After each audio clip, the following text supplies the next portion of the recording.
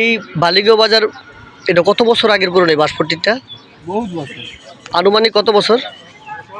50 পার হবি। আপনি এখানে কত বছর যাবত আছেন?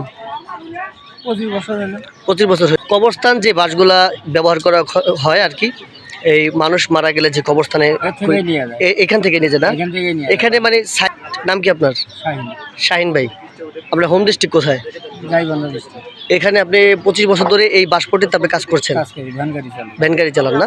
মুন্সিগঞ্জের টঙ্গিবাড়ি থানার অন্যতম বাজার এই বাঁশপট্টি বালিগাঁও বাজার। এই বাজারে প্রায় 50 থেকে 60 বছরের পুরনো এই বাজারটি। এই বাজারে বিভিন্ন রকমের বাঁশ পাওয়া যায়, শুধু বাঁশ নয়, এখানে পাটখড়ি আর তাছাড়া বিভিন্ন রকমের বাঁশ সাইজ করা থাকে, এখানে পাবেন। মৃত্যুর পর শেষ ঠিকানা কবরস্থান। এই কবরস্থানেই এই বাঁশ দিয়েই তার সর্বশেষ ঠিকানা।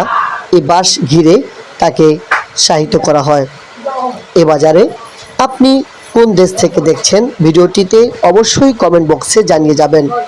শরীফ মিডিয়ার পক্ষ থেকে আপনাদের জানাই মুন্সিগঞ্জ জেলার বিভিন্ন জেলার মানুষ বসত করে থাকে, তার মধ্যে বেশি মানুষ পাবেন কুড়িগ্রাম, ময়মনসিংহ, গাইবান্ধা, জামালপুর, এই 4টি জেলার মানুষ বেশি রয়েছে। বন্ধুরা, ইতিমধ্যেই দেখতে পাচ্ছেন এই বালিগাঁও বাজারের ঐতিহ্যবাহী বাঁশপট্টি।